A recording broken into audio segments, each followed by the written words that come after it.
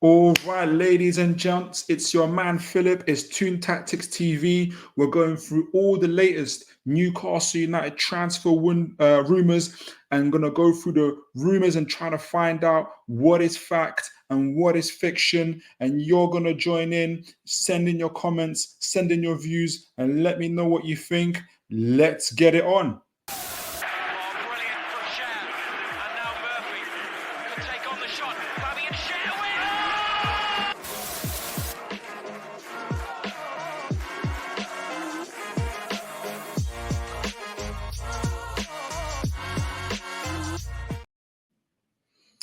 All right, so I've got up on my board, as you guys can see. We're going to go through the most kind of poignant rumors that have been going on right now. Obviously, you saw the big a report from Luke Edwards, obviously during this week, of Newcastle plotting a double swoop for Jarrod Bowen and Dominic Calvert-Lewin. And like myself and a lot of fans on social media was all saying, it triggered within me the previous transfer window with Barella, and I thought smokescreen. We're all saying smokescreen. I think a smokescreen was trending all over the social media. It's a smokescreen. It's a smokescreen. You know, they've told, and it's the same journalist, you know, unfortunately, Luke Edwards, who I actually like a lot in terms of his reporting and everything else. We were thinking maybe he's been had again by the higher ups or whatnot. But obviously he's gone back. I don't know if it's the same sources, but it's obviously certainly Newcastle United. And they've said to him, look, Jarrod Bowen, Dominic Calvert-Lewin are high up on our priority list. And he said, fine, I'll report it. And here we are. Now, obviously, since that time, Jarrod Bowen and people through his camp have distanced themselves from any move away from West Ham. And I believe he's got like some 6, 7, 8 year contract with the guys. He's in, and so it's very unlikely to leave. Obviously, he's going out with a very high profile, the daughter of a very high-profile celebrity, Mr. Dyer, and so he's West Ham through and through. So prizing him away would be very, very hard. And like I said, a contract is very, very long. But he's an exceptional player, and he is certainly a floor, a ceiling. excuse me, a ceiling raiser for Newcastle United in his output and goals that he produces. So if he were to be a smokescreen, if he was to be a bit of smoke and mirrors from the Newcastle higher-ups, who are they trying to misdirect us from? Well, we've got 3 candidates, possible candidates, and these are the guys that you guys can see on the right-hand side on the screen, who have been previously mentioned. Obviously, Olise, is the rumors around him came around also during the same time as Jarrod Bowen, that that literally at all levels of the Newcastle's higher up were saying, yes, let's go and get this guy. But literally, as soon as we heard that, we then got the release from the press that Olise is only considering Man United and Chelsea. And I wondered why his people will do that. I don't know whether they want to prevent a bidding war.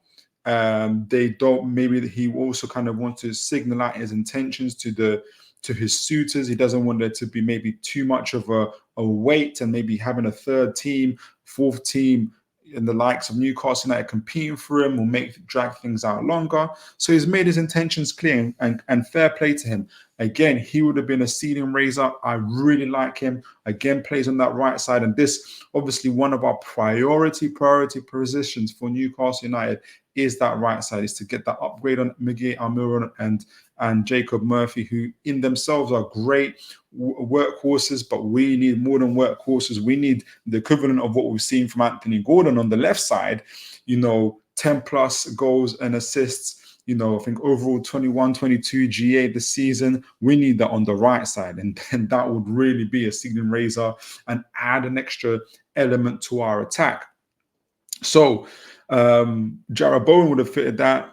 Mr. Olise definitely has the potential to do that, but obviously has counted himself out. So the other guys we're looking at, obviously, Brian Mbeumo, as you guys can see here, and Morgan Gibbs-White. I'm going to focus on Brian Mbeumo in this section because I think that the more kind of I look at Morgan Gibbs-White, and I think obviously Nottingham Forest staying up, it's going to make it even more difficult to prize him away. but also because Morgan Gibbs-White isn't really. He can be, but he's not an out-and-out right-wing forward. He can play across the front three. He's multi-talented. He can play across, obviously, the midfield, centre midfield as well. But Brian Mbeumo, I'm going to focus on him because he is a right-wing forward in every area of play. So let's focus on him a little bit. Let's look at, for instance, on the some of his stats and statistics and what would make him good for Newcastle United. Let me get my screen up. Won't hold up too long. And this is what I think what makes him so so popular or such a good option for Newcastle. Here we go. All right, so this is transferwindow.com. I'm going to do a quick comparison here. This is between himself and Miguel Miron. So if you guys can see, is it small on the screen? Let me just see. Does it look small on the screen? Can you guys see that? Oh, it's perfect. So you guys can see on the screen, look, Brian Mbeumo's record in the Premier League. You can see on the left here in the red, 98 games played, 22 goals, and 21 assists. That's literally 43 goal contributions in 98 games. That's literally 1 in 2 games, and that's for a Brentford side who don't have the same stats going forward. High stats. We've got 85 goals this season. Brentford are nowhere near that, and kind of the same caliber of team. So imagine what he could do at Newcastle and with St James's Park on a bigger stage, with a better manager, in my opinion, as well. And I think that's the key in a lot of these transfers that I'm going to be talking about today is going to be Eddie Howe and his impact on players and what he can do. And I think what he can do, Brian Mbeumo, who's 24 years old and obviously Premier League certified, which is ticks another box as well. I think also transferwindow.com, I've got Brian valued at around, let's see, what have they got him valued at? 40 million euros, which is about 35 million pounds, which when you think about what we're typically spending at Newcastle, it fits. So 19 games, I said 22 goals, 21 assists compared to Miguel Miron, who's played 177 games for Newcastle. Admittedly, some of them have been under Steve Bruce and Rafa Benitez under different circumstances and very much reserved and counter-attacking Newcastle, as opposed to the foot pressing Eddie Howe team. He's only scored 23 goals and has 6 assists, which is like an overall 29 goal contribution. So Brian Mbeumo is about what, less than 1 in 4, 1 in 5 games in comparison to obviously 1 in 2 games in terms of goals and assists of what Brian Mbeumo has. And so going back to that, look, I think Brian is an exceptional option for Newcastle United. It will probably come at a decent price. I know that the price that we've got here on transferwindow.com isn't necessarily the price that we're going to get if we were to buy him. But it gives a good benchmark. It gives a good indication of where he sits. So Brian Mbeumo, what do you guys think? Do you guys think that if he is the guy, would he be a ceiling raiser? My mind is that he's somewhere between a ceiling raiser and a floor raiser. He's certainly a ceiling raiser on what we've got at the moment and what we can achieve. But when I thought Elise might be an option, of a Jarrod Bowen, instantly you got that thing of, yeah, these are ceiling raisers. Brian, I think you got to kind of work it out a bit more. Probably under Eddie Howe, bigger stage, St James's Park, all of that. You could probably see the best out of him. And you could argue that he's played it in the less obviously attacking side compared to Newcastle. And look what he's already achieved. So imagine what he will do at Newcastle. And I think that's the attraction about him. So out of the ones that are here, out of Morgan Gibbs-White, Jarrod Bowen, or Olise, for me, I think for what Newcastle need, the priority position, what Brian is able to do, not only does he work hard, but he's got an end product as well. I think Brian Mbeumo is the far more likely target. But let me know what you guys think. Do you in terms of that? and if there's anybody else you would consider. So that's the right wing forward position. What about the other side of that double plot by Newcastle between Jarrod Bowen, Dominic, Calvert, Lewin? Now he's been mentioned and associated linked with Newcastle literally from the time of the takeover. And I think there's two obviously opposing camps. There's a one where it's no way. Look at his injury record; it's insane. I should have actually looked at the injury record, but I think it's definitely improved this year. I think he's played 38 games this year, to be honest with you, or just a little bit less than that. But he's not as prolific. He's not even as prolific as Callum Wilson. Is he actually an upgrade on Callum Wilson? Apart from being younger, taller, possibly stronger and more athletic, is he actually better in terms of output, goal scoring, link-up play, and all of those things? And the other side of the camp is, but remember Dominic Calvert-Lewin before the major injury he had, 18 months ago, less than a year ago, about 18 months ago-ish. He was England's number 2 behind Harry Kane. He was, under Ancelotti, he was absolutely flying, dominating defenses, bullying defenders, linking up the plays, scoring goals. Absolutely incredible. Good with the ball as well, which is part of him linking up the play as well. And he's an exceptional target man. So I don't actually think that, saying all of that, I think, and like I said, he's played 30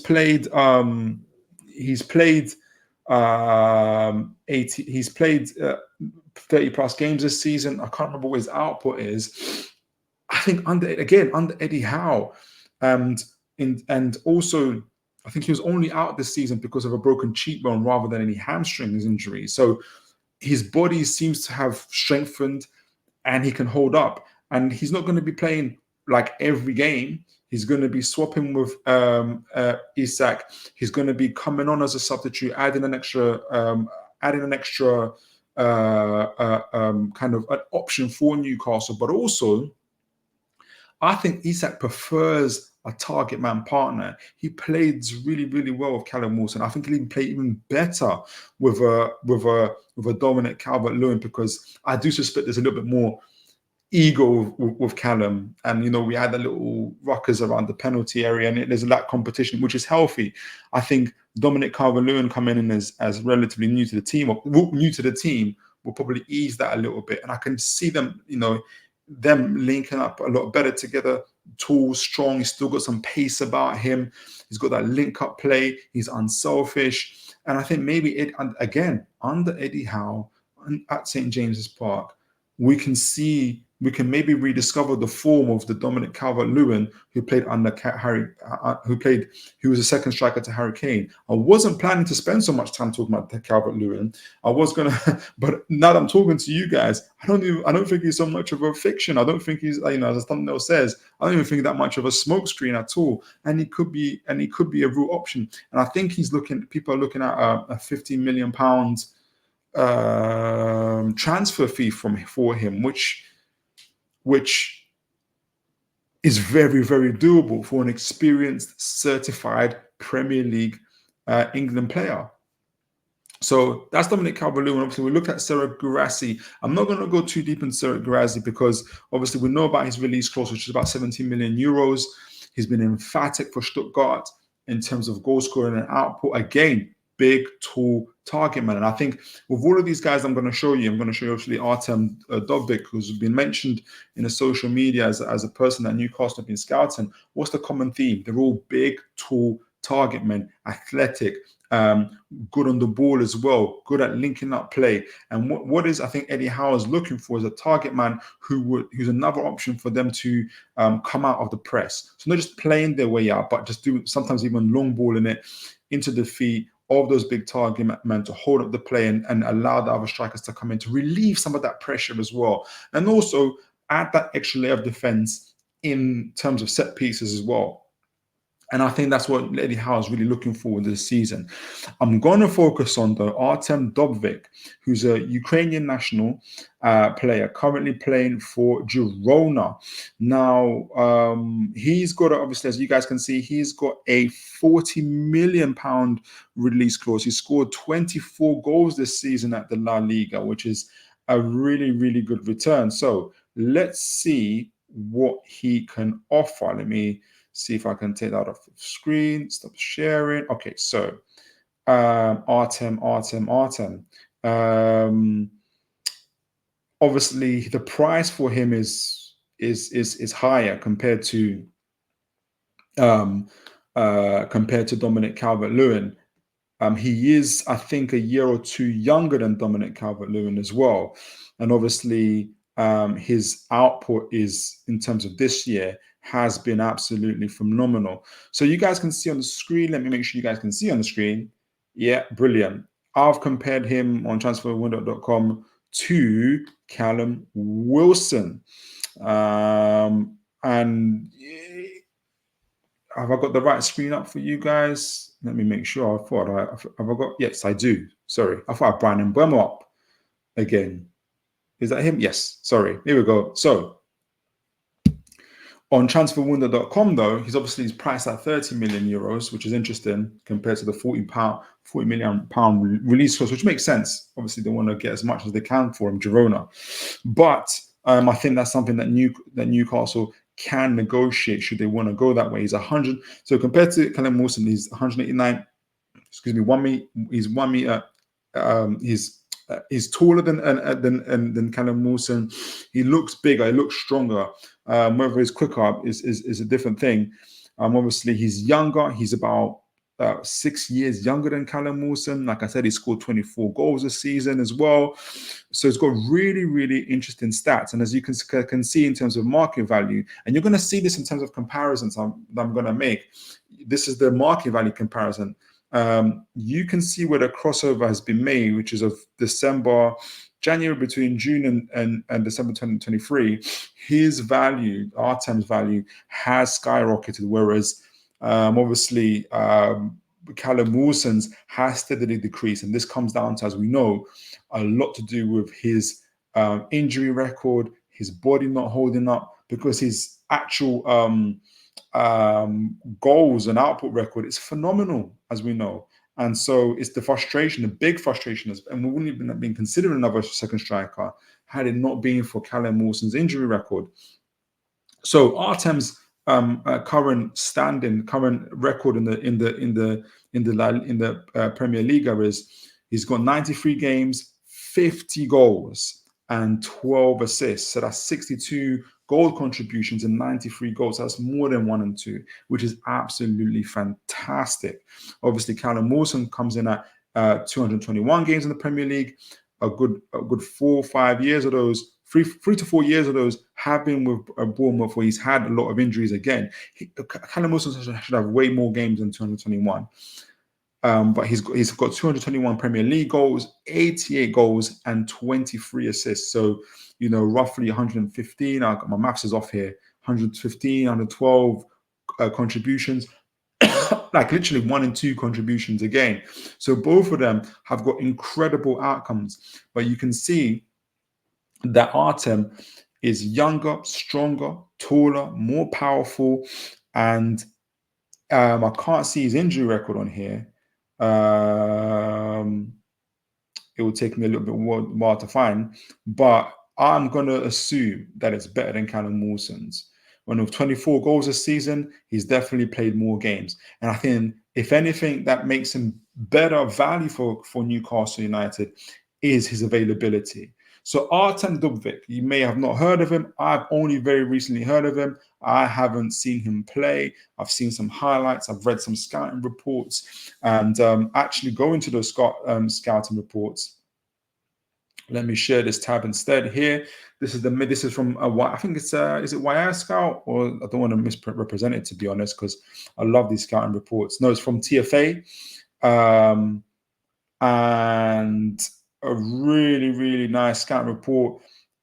is in the 85 percentile for goal contributions, 85 again for expected goal contributions. So it's very, very high. Shot 77 goal percentile, 87% in the percentile in terms of is spending time in opposition penalty area, which is again target man, which is what they're looking for. As they mentioned here, he's a looking at the stats, they've said this combined of a high volume of touches in the opposition penalty area already hints at what kind of striker he is, which is that the dealing with Dobvyk. Dobvyk is not an elite creator, he's not an elite distributor of the ball, but under the coach's tactic, which is Michel's, he's the most effective and most involved inside the box. And that's what I think Howe is looking for. That said, his profile is not limited to just movement inside the box. Indeed, Dobvyk's hold-up play is excellent, which we're looking for. And layoff game, again, what we're looking for are prominent aspects of Girona's overall tactics. So that's centered around him. And as it can be seen, which is another, as he can be used as a press breaker and slow down play when needed. And that's what Howe is looking for, that ability to control games. He can't just be always running. His heat map and touch match, which can also be seen in the second image, will show us more about his tendencies. Yeah, and he's all over the pitch. So Artem Dobvyk. So even if it's not Artem Dobvyk that Newcastle go for, I think this is the type of profile they're looking for. Dominic Calvert-Lewin, Artem Dobvyk, those type of target men, those type of players. He does come in. His release clause is at 40 million euros. He's 26 years old. And out of most of the players I'm going to mention today are Premier League proven. Artem's the only one that's outside of the Premier League. And we know that with Eddie Howe, he likes to bring in 4 or 5 players, usually typically 4. Only one of them that's not from the Premier League. And maybe Artem can fit that mold. His age, he's 26. He's looking to hit his peak. Let's see what we think. What happens? I think Calvert-Lewin possibly to Eddie Howe presents a bit more value for money. He's only a year or two, maybe a year older than Artem, Premier League proven, and the price is a lot cheaper. And that's why I think he might, if he had the option of the two, where the owners are saying you can have one or the other, and both players want to go. I think Eddie Howe goes for Dominic Calvert-Lewin. So that's who I think. Let me know what you guys think. Who would you go for? Would you go for Artem? Would you go for Dominic Calvert-Lewin? Ivan Toney? Who are there players that we have not mentioned that you think will be absolutely, in terms of a forward player, a target man that we have not mentioned that you guys think will be absolutely brilliant for Newcastle United? So next up, can you guys see my screen? Have we got back to there? All right, brilliant. So next up, who are we looking at now? We are looking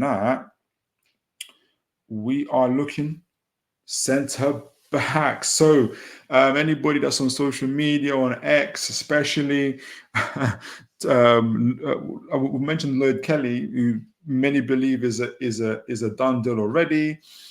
So I haven't put him into this. Tosin Adarabioyo, where again has been mentioned as a done deal amongst some of our kind of main social media influencers, but the vast majority of mainstream media are saying Chelsea are on him, Man United could possibly enter the race, and this decreases their chances. But obviously Fabrizio Romano, I've got Guletti, but Fabrizio after that saying that Chelsea have presented a more lucrative package for Tosin, but I think it was today or yesterday, Fabrizio Romano came on and said Newcastle are still leading the race for Tosin, and Tosin is an incredible centre-back, tall, athletic, former Man City player, just like another player I'm going to mention today. Great on the ball. Many of you would have seen him play against us, especially at away at Fulham, and he was incredible the way he comes out with the ball. Our defenders he was literally breaking the press just by dribbling past our players. So if we were to get him, that would be absolutely incredible. It helps our press. It helps us again to suffocate the team if our defensive line can push up and are confident because they have that kind of pace and power and defenders with ability on the ball and line breaking passes, which Tosin provides.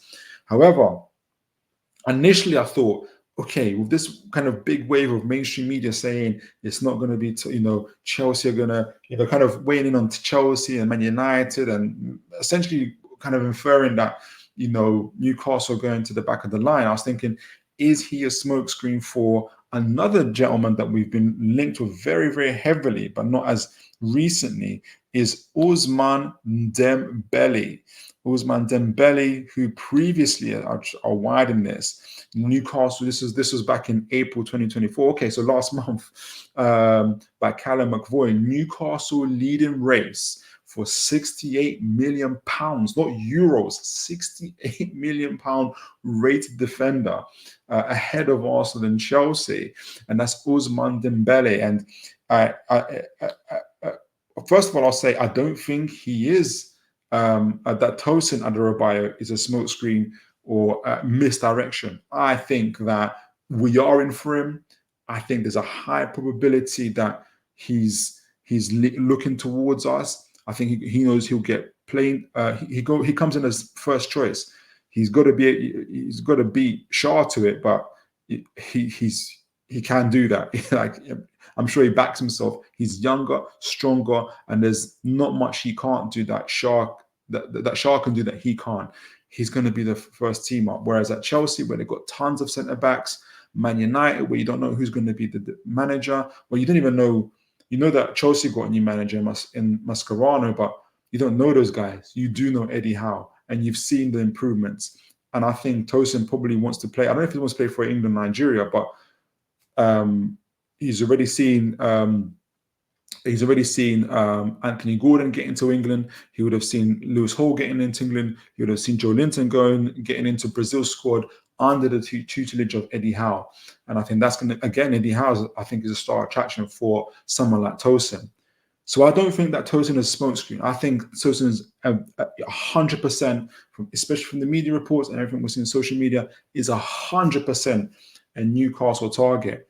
I don't think he's a smokescreen for Ousmane Diomande. And somebody might be asking themselves, well, Ousmane Diomande and Tosin play in the same position. So what's going on here?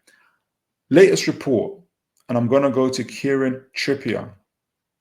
And that obviously comes from Magpie Media, who also got it from, I'm so sorry who they got it from as well.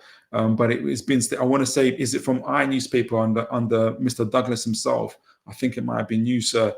I will put all these guys' details in my description as well. So understand that right back Kieran Trippier is now very likely to move to Saudi Arabia. And they're looking at £50 million. And it's interesting. Obviously, today we've heard 5 players being cleared out, including Matt Ritchie, Paul Dummett. But there's going to be some first teamers, Callum Wilson's, your Miguel Almiron's, Kieran Trippier, who, if you guys have watched my earlier video in the year where I explained, maybe a couple of months ago now, who I think are up for sale, Kieran Trippier was one of those guys. You guys would have remembered the Bayern Munich delegation flying over in the January transfer window to get Kieran. Those things don't happen on a player who's unsure about leaving. I think Kieran Trippier indicated he wanted to leave, and it's probably the intervention of how the owners who have said, "No, you're going to stay for the rest of the season at least." So these rumors now that are coming up about Kieran Trippier leaving in this summer makes sense. But then you might be asking yourself, but Ousmane Dembele is a centre-back, right centre-back. Right centre-back. Ousmane Dembele can also play right-back.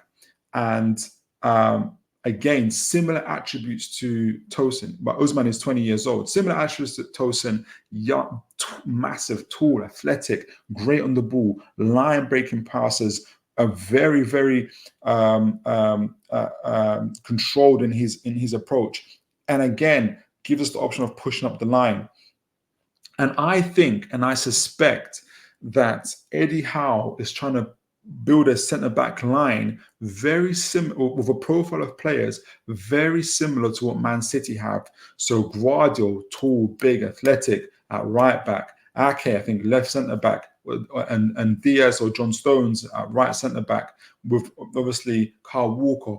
All of them huge players, athletic players. And if you can imagine, Lloyd Kelly left back, Sven Botman left centre back, Tosin right centre back, Diomande right centre back, massive players. And obviously you can swap and change with Tino Livramento at right back, Lewis Hall at left back, incredible options. Dan Burn, third choice, maybe fourth choice defender, massive centre back pairing with incredible depth. So I can kind of see the vision of what Eddie Howe is possibly planning. And so I think that if we were to get Lloyd Kelly and we were to get Tosin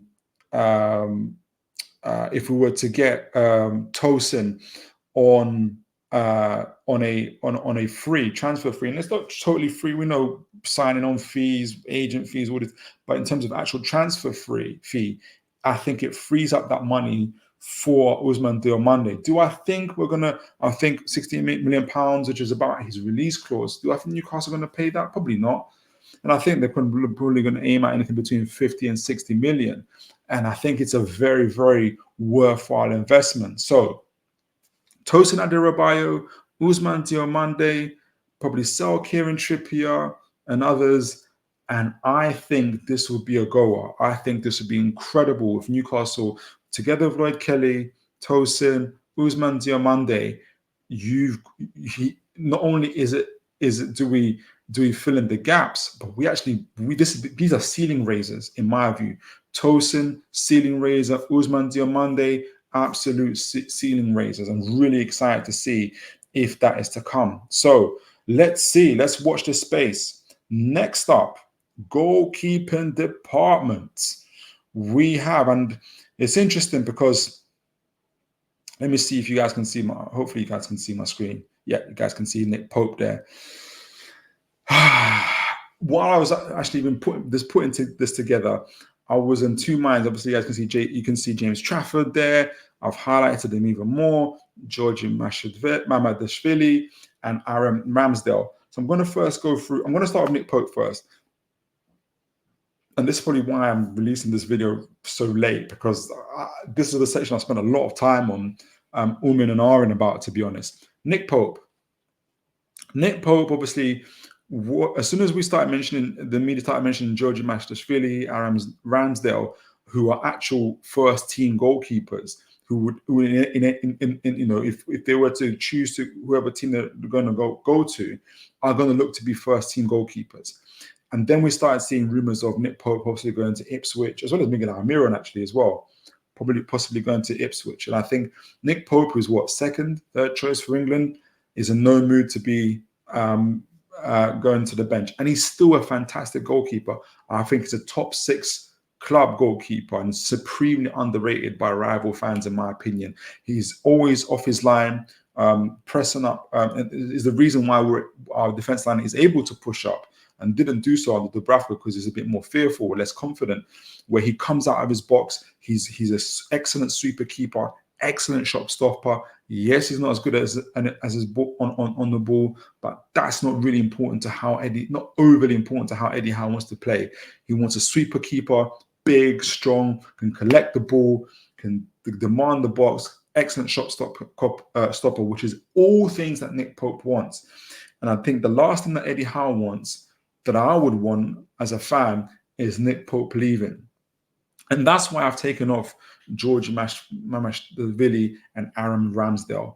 And I think, as you guys can see, or maybe you can't see actually, on transferwindow.com, they've got a section on transfer rumours and probability. And they've got Newcastle and Atletico Madrid, and they've actually given a 75% probability to Atletico Madrid compared to 25% probability for Newcastle United in terms of the likelihood of which team is likely to join.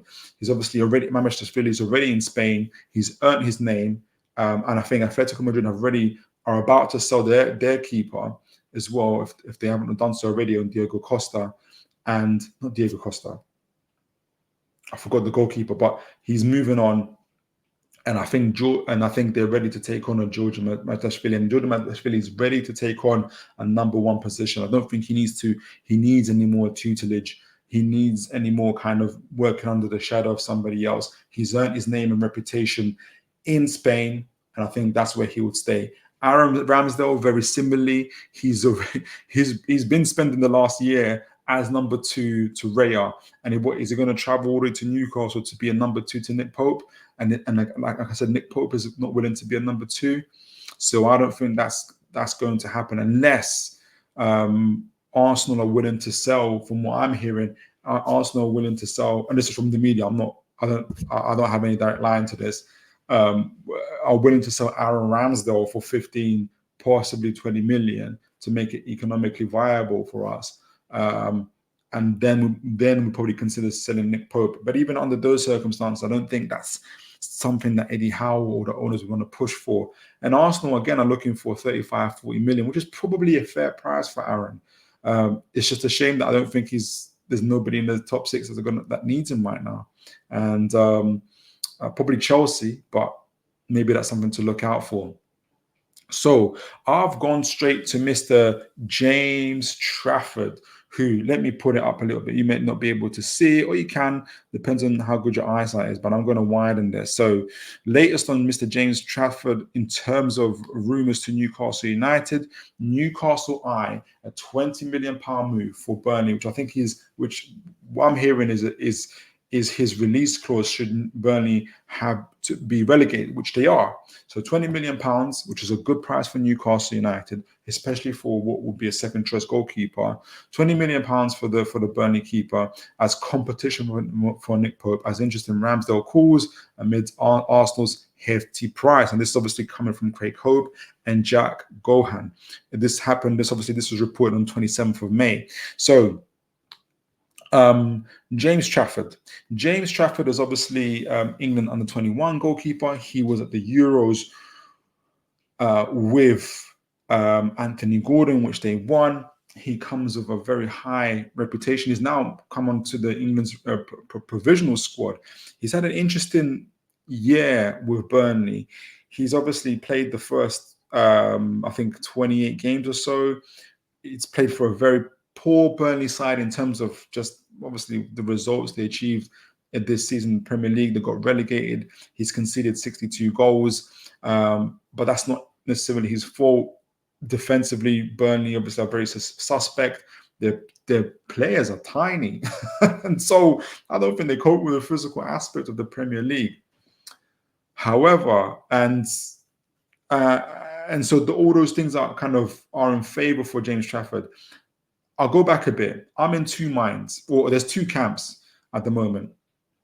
There's the camp, and I said he's played the first 28 games, and that's because the last 10 games, Muric, Burnley's at the time Burnley's second choice keeper, took over because of it's interesting. It's either fan pressure or kind of the poor defensive, the poor goal. Essentially, they needed to make a change in the goalkeeping department, and Trafford was moved to the bench. There's two things with Trafford. There's the one camp where I'm slightly on, where I'm moving towards the middle after researching a little bit more, but I'm still there. Where look, he's not been good enough. He lacks presence in the box. He lacks the which makes them very susceptible to corners and things of that nature. He doesn't have that kind of aura, that presence in the box, which again makes the team very vulnerable.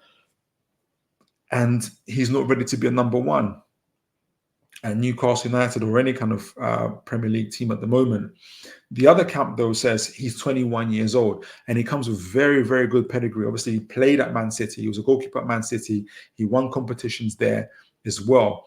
And he's 21 years old and under the right tutelage, again, Eddie Howe and his coaching staff. And we know what Eddie Howe can do. And in an environment such as Newcastle United, which have proven time and time again with too many players to count, whose careers have been turned around by the likes of Eddie Howe. He turned Kraft into Krafu. That's just an example for you that you can tell that players can flourish. And he's young, he's ambitious, and he's hungry. Southgate still thinks highly of him and has put him as into the England provisional squad now. People can question whether Southgate's credibility in selecting players is this or that or the other. Suffice to say, he is in the England squad as of now, together. So that's where we're at with him. I've watched him also. I wanted to show something about James Trafford, and obviously it's been mentioned that he's an excellent shot stopper as well. He's young. He comes into a Newcastle side where he'll come under the tutelage of Eddie Howe, but also as an apprentice to the agent, but still incredible Nick Pope. And so I want to share something else that I was impressed by in terms of watching James Trafford. Let me see if I can put you up. And I think also shows why maybe Eddie Howe has been interested in him as well. So let me bring this up. It will be, is it so? Yeah, SofaScore. So let's bring up SofaScore. Okay, so this is James Trafford. And I want to focus on the heat map. Okay, can you guys see that on the right on my screen?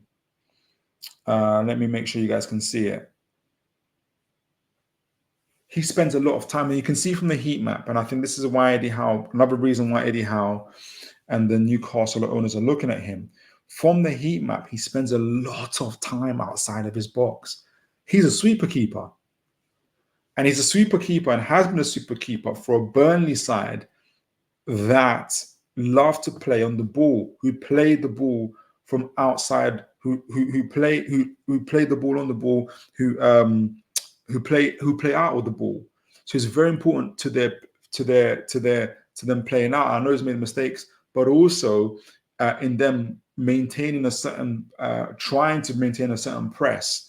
And he plays a sweeper keeper, and these type of instincts, these type of characteristics are exactly what Eddie Howe is looking for.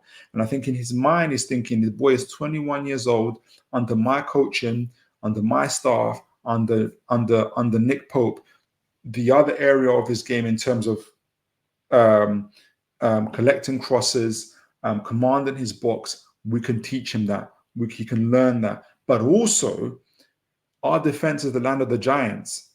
Dan Burn, for instance. And if we get, Shaw, all those guys, but also if we get your Tosins in, Sven Botman, if we get Tosin in, if we get Lloyd Kelly and, all these other guys, he's going to have far more protection playing for Newcastle United than he ever had playing for Burnley.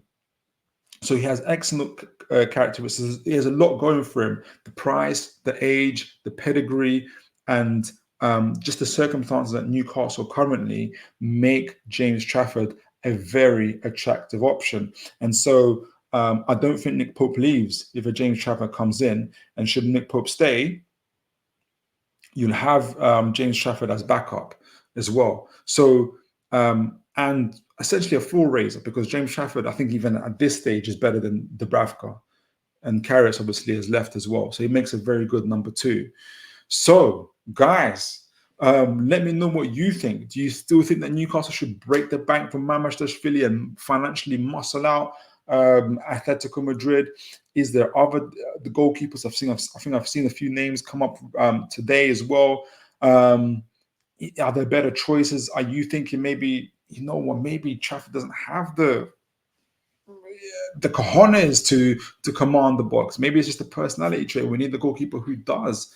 In an Aaron Ramsdale, for instance, just pay the money for that second quality or whatnot, and it doesn't matter if it bends Pope's nose out of joint. We're looking to get the best out. Let me know what you guys think. So, as I've mentioned, in terms of today's transfers, and I'm going to conclude this right now. It's been a long video, but I hope you guys have enjoyed it.